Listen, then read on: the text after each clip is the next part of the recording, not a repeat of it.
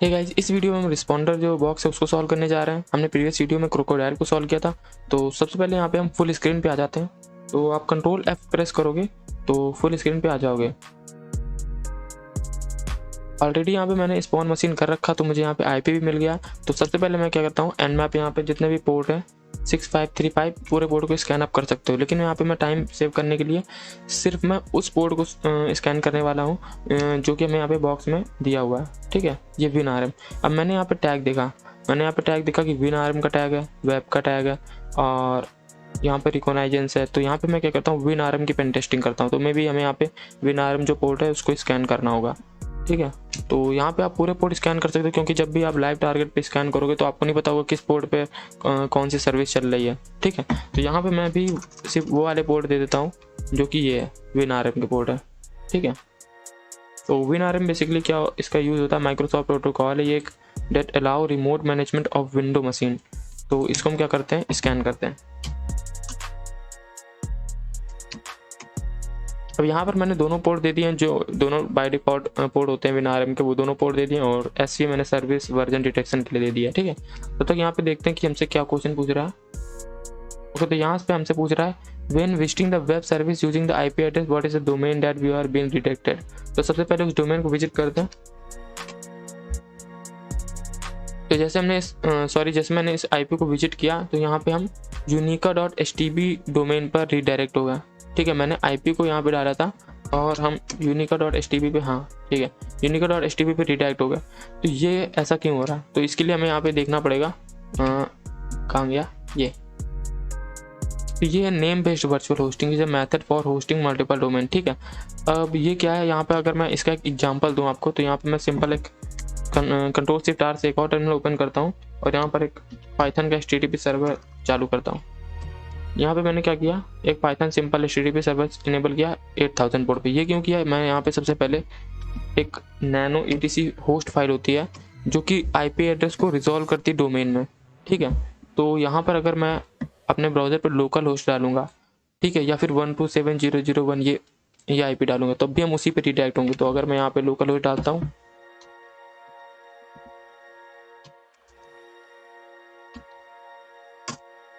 तो हमें यहाँ पर डायरेक्टली लिस्टिंग इनेबल है, जो कि मैं अपने लोकली सिस्टम को एक्सेस कर पा रहा हूँ। तो अब यहाँ पे मैं क्या करता हूँ, 127 को डालता हूँ।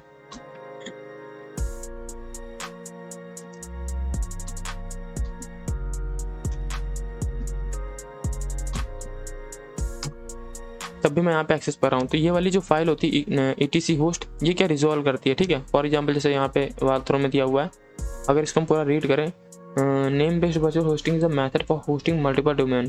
ठीक है, तो ये बेसिकली यहाँ पे एक name based virtual hosting use किया जा रहा है।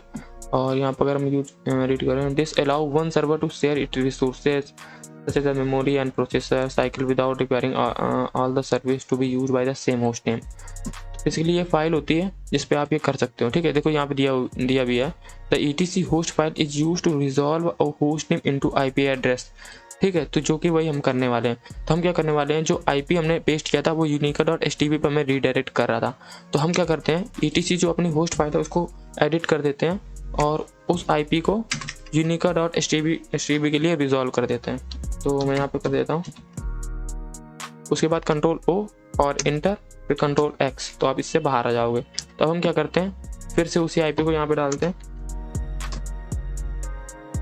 ओके, तो जैसे मैंने यहाँ पे उस IP को डाला तो यहाँ पे हम unica.htb पे रीडायरेक्ट हो गए। ऐसा इसलिए हुआ है क्योंकि हमने उस IP को यहाँ पर etc होस्ट फाइल में एडिट करके उस डोमेन पर रिजॉल्व कर दिया था, जैसे कि यहाँ पे दिया हुआ है, ये देखो। ठीक है, तो आप इसको एक सिंपल मेथड भी है, अगर आपको नैनो वगैरह यूज नहीं करना तो डायरेक्ट आप ईचो करके ऐसे भी डाल सकते हो। तो बेसिकली यहाँ पर अगर मैं एक्सप्लेन करूँ तो यहाँ पे पहले इसको ईचो कर रहे हैं, इसको इस IP और इस डोमेन को, फिर उसके बाद यहाँ पे सूडो परमिशन देके टीक, मतलब किसी फाइल में आपको अगर स्टोर करना कोई भी वैल्यू, उसके बाद हम etc होस्ट फाइल में स्टोर कर रहे हैं। ठीक है, तो अब क्या करते हैं, सबसे पहले हम इस वेबसाइट में देखते हैं क्या है। इस वेबसाइट में हमें कुछ नहीं, सिंपल एक वेबसाइट है एक्सलेंट वेब डिजाइनिंग की। तो यहाँ पर एक पैरामीटर, यहाँ पे आपको यहाँ दिख रहा होगा, ये फंक्शनैलिटी इंग्लिश। ठीक है, अगर मैं इंग्लिश पे क्लिक करता हूँ तो ये इंग्लिश में है वेबसाइट। अगर मैं इसी पैरामीटर पे फ्रेंच में करता हूँ तो यहाँ पर देखो, यहाँ पे french.html आ गया। अब ये french.html आ कहाँ से रहा है, ये जो पेज पैरामीटर है ये फेच कर रहा है french.html को। ठीक है। तो ये हमें इस तरह के पैरामीटर फाइल इंक्लूजन वल्नरेबिलिटी के लिए टेस्ट करना अच्छा होता है। तो यहाँ पे हम फाइल इंक्लूजन जो वल्नरेबिलिटी होती है उसको टेस्ट कर सकते हैं। तो फाइल इंक्लूजन अगर मैं आपको दिखाऊं तो क्या होता है ये रहा। देखो फाइल इंक्लूजन क्या है, when an application use the part file as a input. तो यहाँ पर अगर वेबसाइट इनपुट यूज कर रही है, मतलब अगर यहाँ पर हम कोई इनपुट दे दें, फॉर एग्जांपल अगर जो ऑपरेटिंग सिस्टम है वो लिनक्स का, तो हम यहाँ पे क्या कर सकते हैं, etc passw को एक्सेस कर सकते हैं।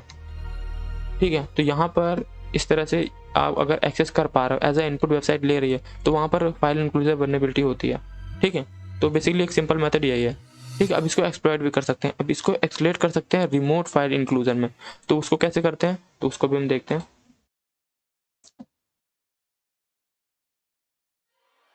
तो तब तक यहाँ पर हम वो वाले फिल कर देते हैं। When visiting the web service using the IP address, what is the domain that we are being redirected? तो unicode और HTTP पे redirect हो रहे थे हम।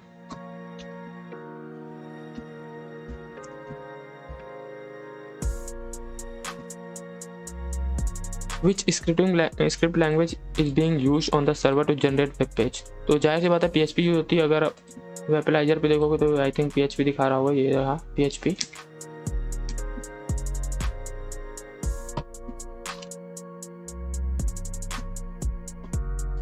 What is the name of the URL parameter which is used to load different language?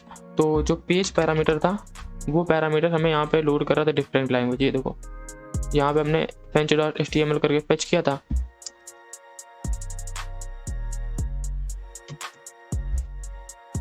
तो page parameter है जो कि लोड कर रहा है डिफरेंट लैंग्वेज। तो यहाँ पे फिल कर देते हैं, फिल कर दिया हमने। फिर बोला which is the following value for page parameter would be example of exploiting local file inclusion vulnerability. तो यहाँ पे हमें क्या करना है, लोकल फाइल जो इंक्लूजन वल्नरेबिलिटी उसको एक्सप्लॉइट करना। तो यहाँ पे हमें पेलोड दिया हुआ है ऑलरेडी। तो यहाँ पे हम सबसे पहले इस पेलोड को अगर रीड करें, इसको सबसे पहले मैं कॉपी कर लेता हूँ।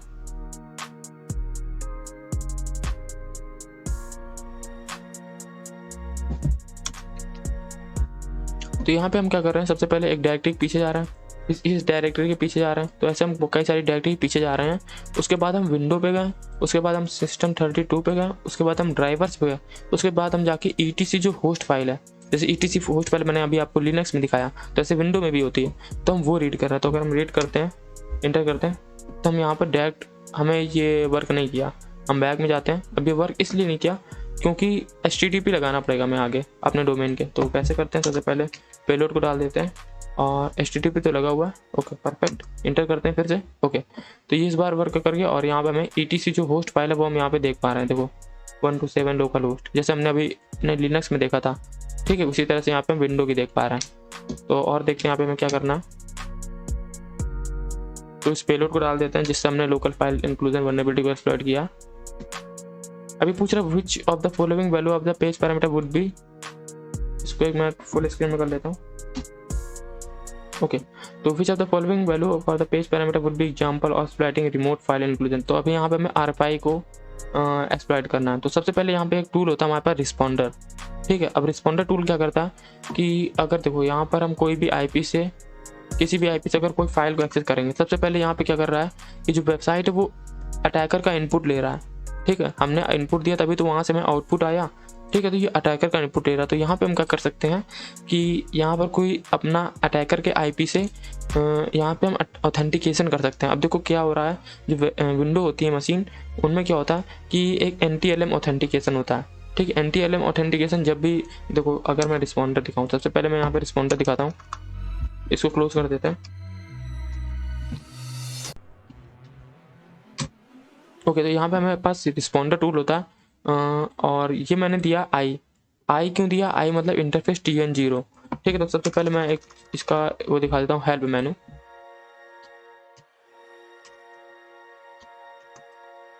तो इससे पहले हाँ ये देखो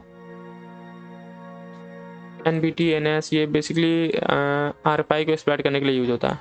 ठीक है, तो इसको हम क्लियर कर लेते हैं। तो जैसे NTLM जो ऑथेंटिकेशन होगा उसको हम एक्सप्लॉइट करेंगे। कैसे एक्सप्लॉइट करेंगे, तो सबसे पहले हमें क्या करना है, यहाँ पे इफ कॉन्फिग करना है। तो इफ कॉन्फिग करेंगे तो यहाँ पर जो हमारा इंटरफेस है, ठीक है, आप कोई भी इंटरफेस ले सकते हो अपना, जैसे मैं ATH0 को भी ले सकता हूँ, लेकिन अभी यहाँ पे हमें हैक द बॉक्स है तो हमें यहाँ पे ये वाला इंटरफेस लेते हैं। इसको कॉपी कर लेते हैं और जो रिस्पॉन्डर है मतलब हम उसको लिसनिंग मोड पे डाल रहे हैं, ठीक है। इंटरफेस मतलब आई और उसके बाद TUN वो दे रहा है और ये देखो लिसनिंग मोड पे चला गया। तो यहाँ पर देखो कितने ये लिसन कर रहा है, असेंबली के लिए लिसन कर रहा है, ठीक है, कैरबरोस के लिए लिसन कर रहा है, एसक्यूएल के लिए लिसन कर रहा है। तो जितने भी हमें वहाँ पे ऑथेंटिकेशन करेगा, जैसे कि अगर यहाँ पे मैं IP डाल देता हूँ, ये वाला जो मैंने कॉपी किया ये IP डाल देता हूँ और यहाँ से कोई भी फाइल एक्सेस करने की कोशिश करता हूँ, रैंडम फाइल कोई भी रैंडम फाइल कुछ भी एक्सेस करता हूँ, तो जैसे देखो ये हमारा इनपुट ले रहा, तो जैसे ही हमारा ये इनपुट लेगा तो ये ऑथेंटिकेशन करने की कोशिश करेगा और जैसे ही ऑथेंटिकेशन करेगा जिस भी प्रोटोकॉल से, तो ये लिसन कर लेगा। जो रिस्पॉन्डर है देखो हमने यहाँ पे लिसन करने के लिए डाल दिया, लिसनिंग फॉर इवेंट, ये लिसन कर लेगा। तो वहाँ से हमें हैश मिल जाएगा। तो सबसे पहले क्या करते हैं, इसको इंटर करते हैं। तो देखो यहाँ पे हमें हैश मिल गया, ठीक है, हमें यहाँ पे हैश मिल गया। तो ये एडमिनिस्ट्रेटर का ही हैश है, तो देखते हैं इसको क्या है, इसको कॉपी कर लेते हैं। ये हमें हैश तब मिला जब वहाँ से जो ऑथेंटिकेशन किया था, ठीक, वो कनेक्ट करने की कोशिश कर रहा था। तो हमें यहाँ से हमने यहाँ पे इसको लिसनिंग मोड पे डाला, तब हमें यहाँ पे ये हैश मिला है, ठीक है। तो हम क्या करते हैं, इस हैश को एक स्टोर कर लेते हैं फाइल में।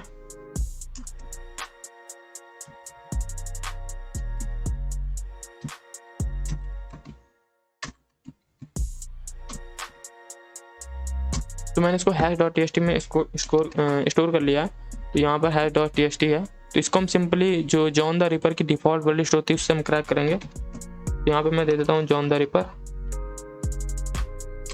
ओके, तो यहाँ पे मैंने अपनी वर्ड लिस्ट का पाथ दे दिया हुआ है, ठीक, -w और उसके बाद वर्ड लिस्ट का पाथ। मैं यहाँ पे सिंपल एक वर्ड लिस्ट यूज कर रहा हूँ rock.txt, जो कि बहुत बड़ी वर्ड लिस्ट है। उसके बाद मैंने यहाँ पे अपना hash.txt दे दिया। अब इंटर करते हैं। ओके, तो यहाँ पर इसने तुरंत ही हमें जो पासवर्ड है हैश क्रैक कर दिया। जो पासवर्ड है वो बैडमिंटन है और यूज़र नेम है एडमिनिस्ट्रेटर। तो हमें यहाँ पे मिल गया है। तो अब हम इसको यूज़ कैसे करेंगे वो हमें देखना है। तो सबसे पहले आप वाल्थरो पे जाओगे तो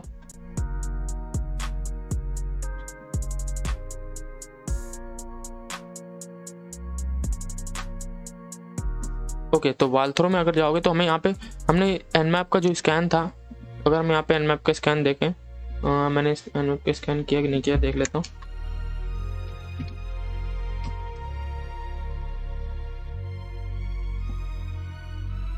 होस्ट इज डाउन दे रहा।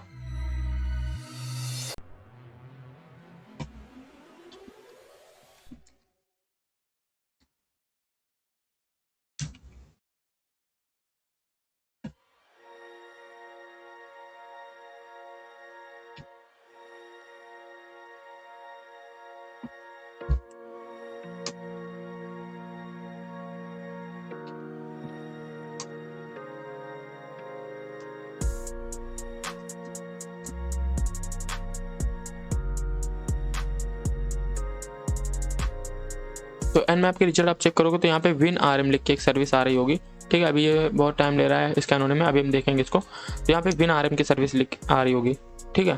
तो ये देखो WinRM। अब हमारे पास एक टूल होता है Evil WinRM, ठीक है। Evil WinRM मतलब इससे हम कनेक्ट कर सकते हैं कैसे। तो यहाँ पर आई इंटरफेस है, ठीक है, आई इंटरफेस जिससे हमें मतलब कनेक्ट होना, ठीक है। और यूजर नेम तो ऑलरेडी हमने एडमिनिस्ट्रेटर हमें पता चल गया और पासवर्ड भी बैडमिंटन पता चल गया। ओके, तो यहाँ पे देखो ये पोर्ट ओपन है, 5985 पोर्ट ओपन है। इस पे जो वर्जन चल रहा है माइक्रोसॉफ्ट HTTP API। तो हम क्या करते हैं, ईविल जो टूल है उससे कनेक्ट करते हैं यहाँ पे। ओके, तो यहाँ पे मैंने क्या किया है, यूज़र नेम दे दिया एडमिनिस्ट्रेटर और पासवर्ड दे दिया बैडमिंटन, जो कि हमने हैश क्रैक करके हमें मिला था। यहाँ पे हम क्या कर देते हैं, होस्ट नेम दे देते हैं अपना जो इंटरफेस है, जो टारगेट हमारा वो दे देते हैं और यहाँ पे इंटर कर देते हैं।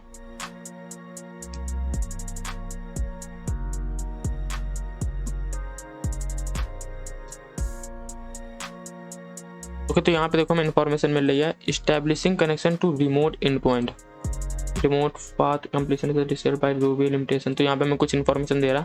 तो अभी कुछ ही देर में यहाँ पे हमें जो विंडो का सेल है, ठीक है, विंडो का सेल में जो होता है वो सी यूजर होता है, ठीक है, सी से स्टार्ट होता है। अगर मैं यहाँ पे अपना CMD ओपन करूँ विंडो में,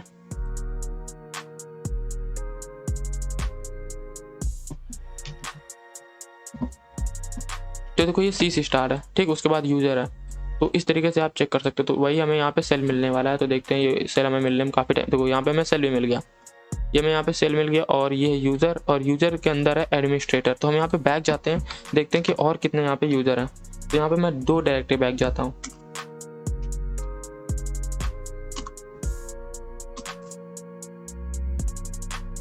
तो 2 डायरेक्टरी मैं इसलिए बैक गया हूँ क्योंकि एक तो डॉक्यूमेंट के लिए हो गई और दूसरा एडमिनिस्ट्रेटर के लिए हो गई। तो हम डायरेक्ट कोई यूज़र पे आ गए। तो यहाँ पर अगर आप ls करोगे तो ये वर्क नहीं करेगा। ls इसलिए वर्क नहीं करेगा क्योंकि वो लिनक्स के लिए होता है और जो विंडो में है वो dir यूज होता है। तो यहाँ पे मैं dir करता हूँ।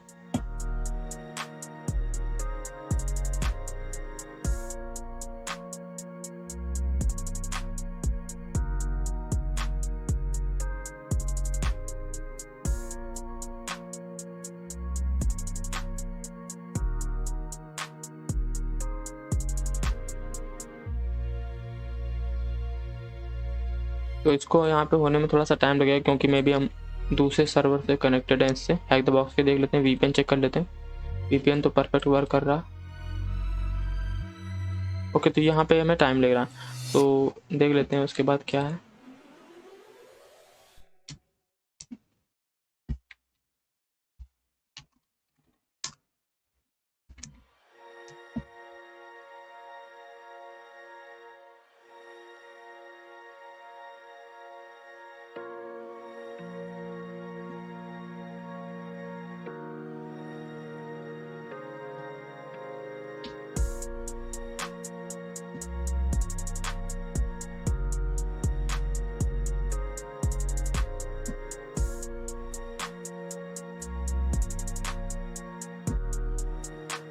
तब तक यहाँ पे हम जितने भी हम क्वेश्चन है उनको दे देते हैं कि इन पे क्या मांग रहा है।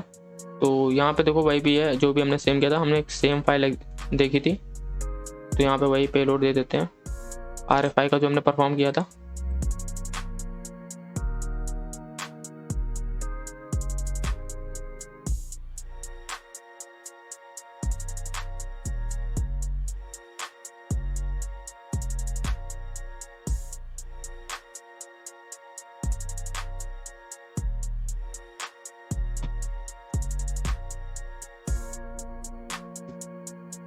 ओके, तो यहाँ पर हम डिसकनेक्ट हो गए इससे, ठीक है। तो यहाँ पर ये एग्जीक्यूट नहीं हो पाया, तो हमें क्या करना पड़ेगा, फिर से हमें यहाँ पे कनेक्ट होना पड़ेगा। तो फिर से मैं यहाँ पे IP कॉपी करता हूँ और यहाँ से हम डिसकनेक्ट हो गए। ये आई थिंक नेटवर्क इसी की वजह से हुआ होगा।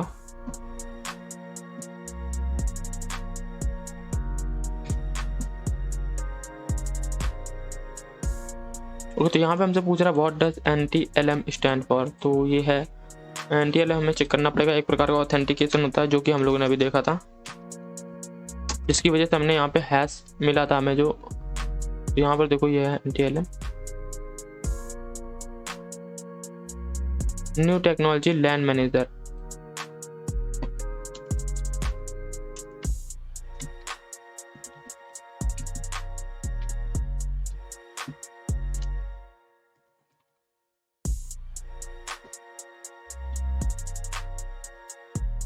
ये पूछ रहा है कि जो रिस्पॉन्डर था वो हमने कौन सा फ्लैग दिया था। तो हमने आई फ्लैग दिया था जो हमारा इंटरफेस था, या फिर आप होस्ट दे सकते हो, वहाँ पे इंटरफेस नहीं होस्ट दे सकते हो। तो यहाँ पे हमने आई फ्लैग यूज किया था।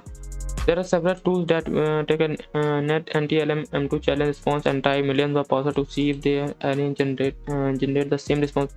One such tool is often referred as the John the Ripper. Okay, तो जाहिर सी बात है John the Ripper he most used tool है हैश क्रैकिंग में। तो हमें यहाँ पे अभी स्टेबलिंग कनेक्शन ही लिख के आ रहा, तो देखते हैं क्या है। What is the password for the administrator user?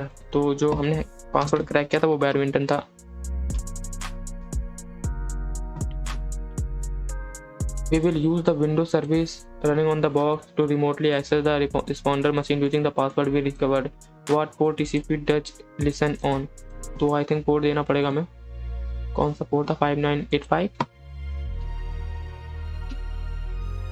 हमने जब nmap स्कैन किया था, हाँ 5985 था। अब यहाँ पे मैं सबमिट रूट फ्लैग करना। तो जैसे हम यहाँ पे कनेक्ट हो जाएंगे तो यहाँ पे हम सबमिट रूट फ्लैग हमें करना होगा। यहाँ पे उसको कनेक्ट होने में काफ़ी टाइम लग रहा है। देखो यहाँ पे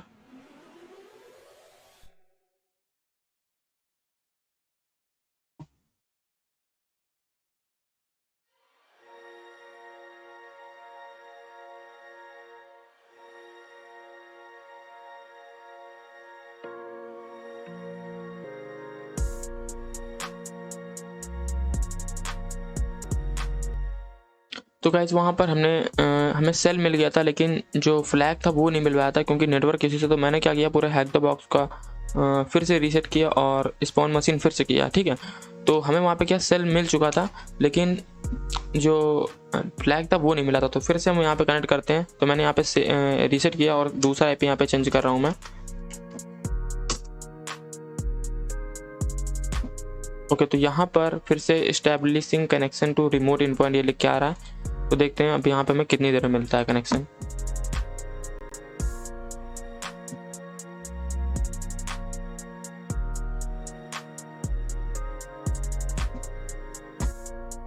तो यहाँ पे हम पिंग कर लेते हैं कि ये टारगेट जो IP है वो लाइव है या नहीं। ओके, तो यहाँ पे पिंग बैक तो आ रहा है, देखते हैं कितनी देर में हमें कनेक्शन आता है। तो ये में भी आपके में भी ऐसा हो सकता है क्योंकि जो हैक द बॉक्स के IP वगैरह होते हैं इनमें काफ़ी टाइम लग जाता है ऐसे।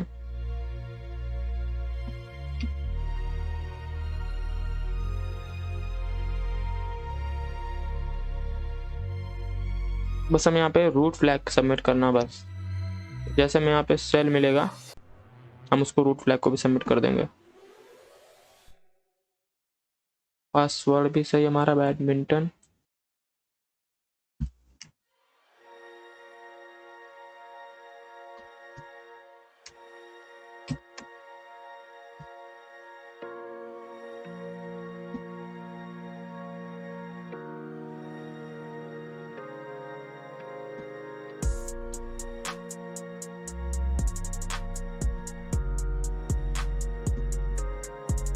ओके, तो यहाँ पर हमें जो सेल है विंडो का वो मिल चुका है। तो हम क्या करते हैं, डायरेक्ट यहाँ पे फ्लैग ले लेते हैं, इससे पहले नेटवर्क इशू हो। तो यहाँ पे मैं 2 डायरेक्टली पीछे जाता हूँ। अब मैं यहाँ पे क्या कर रहा हूँ, एक तो मैं डॉक्यूमेंट से एडमिनिस्ट्रेटर, फिर एडमिनिस्ट्रेटर से मैं डायरेक्ट यूजर पे जा रहा हूँ, ठीक है। तो यहाँ पे मैंने CD करके 2 डायरेक्टली पीछे लिया। तो देखो अब डायरेक्टली लेने में भी यहाँ पे कितना टाइम लग रहा है। मैं डायरेक्टली पीछे, ओके, तो यहाँ पे हम यूजर पे आ गए। तो यहाँ पे DIR करते देखते हैं यहाँ पे कितने यूजर हैं। तो यहाँ पर हमारे पास एडमिनिस्ट्रेटर यूजर है, माइक है और पब्लिक है। तो हम यहाँ पे माइक जो यूजर है उस पर चलते हैं, देखते हैं क्या है।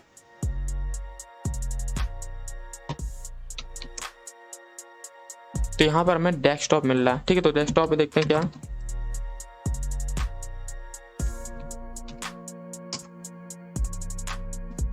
तो ये मैंने CD से ले दिया क्योंकि देखो यहाँ पे D लिखा हुआ है, D मतलब यहाँ पे डायरेक्टरी है इसका मतलब। तो देखते हैं DIR करके इसके अंदर क्या है। ओके, यहाँ पर हमें flag.txt मिल गया। तो flag.txt को कैट कर लेते हैं। तो यहाँ पर हमें फ्लैग मिल गया। चल, तो हमें उस समय भी मिल गया था, लेकिन फ्लैग ढूंढने के लिए यहाँ पे हम नेटवर्क से डिस्कनेक्ट हो गए थे। यहाँ पर जो जब तक आपके यहाँ पे VPN पे लिख के आ रहा है इनिशियलाइजेशन सीक्वेंस कंप्लीटेड, इसका मतलब सक्सेसफुली कंप्लीटेड हो, लेकिन ये हट गया, इसका मतलब फिर वो नेटवर्क इश्यू चालू हो जाएगा। तो वो आपको जब भी हैक द बॉक्स के लैब सॉल्व करो तो आप उसका ध्यान रखो। तो अभी मैं यहाँ पे सबमिट करता हूँ रूट फ्लैग और ये वाली मशीन हमारी हो गई सॉल्व। तो मिलते हैं सीधा आप नेक्स्ट वीडियो में।